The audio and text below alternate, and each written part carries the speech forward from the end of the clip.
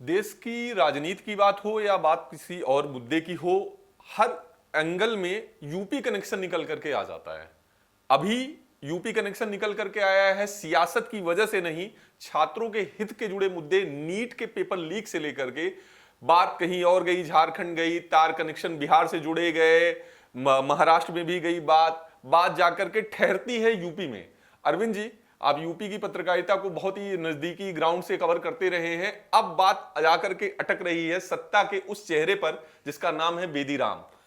बड़ी अच्छी बात कही स्वाधीन, लेकिन हम लोग को एक और बात नहीं भूलनी चाहिए कि गुजरात भी अछूता नहीं रहा है, उत्तर प्रदेश से भी गिरफ्तारियां हो रही हैं। लेकिन अब इसमें जो सबसे चौंकाने वाला नाम आया है वो है बेदी राम का। और बेदी राम का जो कैरेक्टर है ना, वो भी कमाल का कैरेक्टर है। बेदी राम कभी टीटी हुआ करते थे।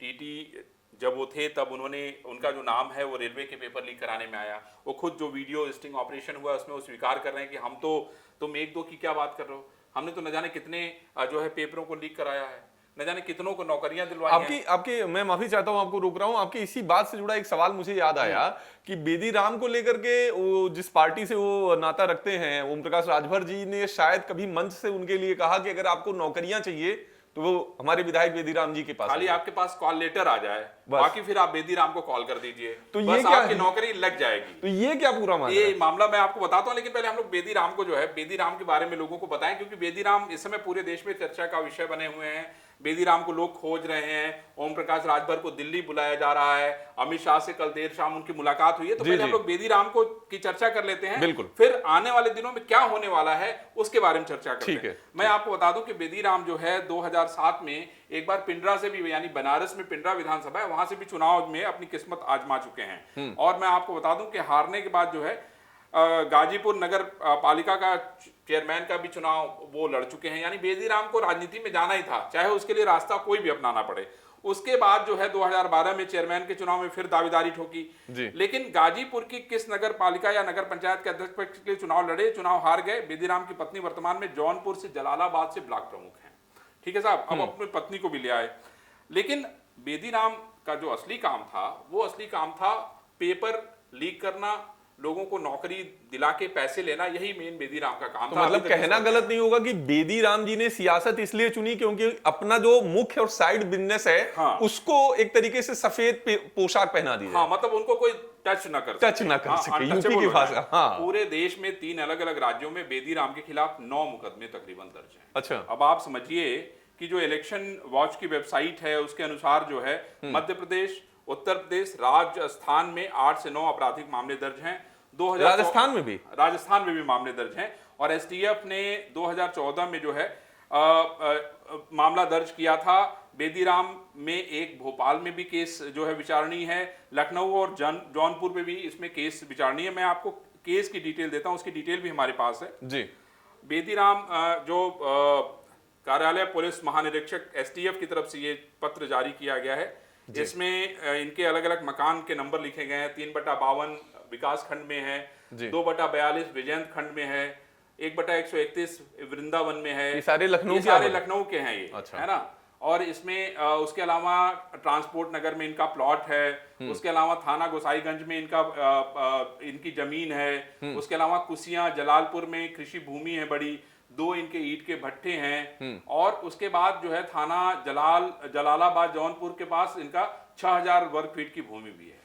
और इसमें एसटीएफ ने कहा है कि आपराधिक गतिविधियों पर अंकुश लगाने हेतु अभियुक्त बेदी राम के विरुद्ध उत्तर प्रदेश गिरोह बंद अधिनियम के अंतर्गत विधिक कार्रवाई करा जाना व इसके द्वारा इनके आपराधिक कृत्यों से अर्जित की गई संपत्ति को कुर्क कराया जाना नितांत आवश्यक। आप यूपीएसटीएफ की बात कर रहे हैं? जी हाँ, यूपीएसटीएफ के चिट्ठी को पढ़ रहे हैं। तो अरविंद जी, सवाल ये उठता है कि यूपीएसटीएफ ने ये कार्रवाई की और सारी चीजें, फिर भी इनको विधायक 2014, यही मैंने बताया ना कि देखिए सवाल क्या है। सवाल है कि बेदी राम विधायक तब बने जब ओम प्रकाश राजभर अखिलेश यादव के सहयोगी थे। अच्छा। है ना। जब बदले से सरकार नजर आते थे। हाँ। तो बेदी राम भी उसी समय बदल गए। उन्होंने खटाक से ओम प्रकाश राजभर को पकड़ा, है ना।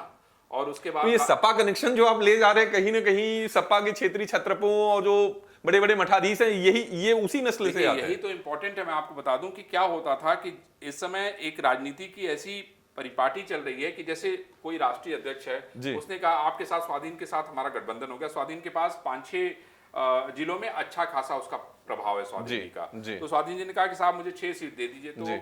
राष्ट्रीय अध्यक्ष जी ने कह दिया कि भाई ऐसा है कि मैं 6 सीट तो दे दूंगा, लेकिन 3 आदमी मेरे अपने लड़ेंगे, सेट करना आदमी मैं बताऊंगा, टिकट तुम्हारा रहेगा। मतलब राजनीति में सेट करना। तो बेदीराम जी जो है वो समाजवादी पार्टी की तरफ से राजभर जी को सेट कर दिए गए। राजभर जी को सेट कर दिए गए। तो राजभर जी ने अब उनको सेट कर लिया। अब वो राजभर जी के कोटे से विधायक बन गए। अब जो सबसे बड़ा सवाल है कि बेदीराम विधायक तो बन गए, लेकिन अपनी पुरानी हरकतें और ऐठनबाजी उन्होंने नहीं छोड़ी। सर वो बिजनेस है, बेदीराम जी का बिजनेस है। हाँ। दर्शकों आप खुद भी जानते हैं। और ये पेपर लीक करना, पेपर लीक कराना, लोगों को नौकरी देना, ये पूरा एक बिजनेस और तंत्र बन चुका है जो हजारों करोड़ों नहीं लाखों करोड़ों का होता है। तो सवाल यही है अरविंद जी कि बेदीराम जी अपने उस बिजनेस को कैसे छोड़ देते। अब देखिए मैं आपको बता दूं कि अभी जो खबर आ रही है वो ये आ रही है कि बेदीराम के मुकदमों के फास्ट ट्रायल के लिए चीफ जस्टिस को पत्र भेज दिया है एक अधिकार से, राष्ट्रीय आजाद अधिकार सेना के जो राष्ट्रीय अध्यक्ष हैं अमिताभ ठाकुर ने। अच्छा। अब इसमें कहा गया कि अमिताभ ठाकुर यूपी के वही चर्चित यूपी के हाँ नेता जो आईपीएस हुआ करते बाद में अब नेता बन गए हैं। तो मतलब वो भी इस लड़ाई में कूद गए। हाँ वो भी इस लड़ाई में कूद गए हैं। लेकिन अब महत्वपूर्ण ये है कि 10 से 15 साल से ये मुकदमे लंबित है, ये भी समझने की बात है। अब आप सोचिए कि बेदीराम जी कितने जुगाड़ू आदमी हैं कि उनके मुकदमे कितने दिन से चल रहे हैं, किसी मामले में उनको सजा नहीं हुई।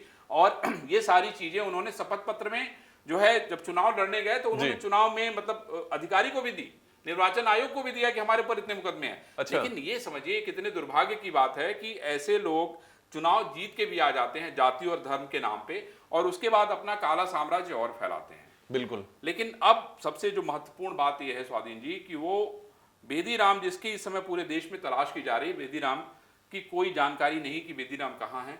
ओम प्रकाश राजभर ने बेदीराम से अपना पल्ला झाड़ लिया है।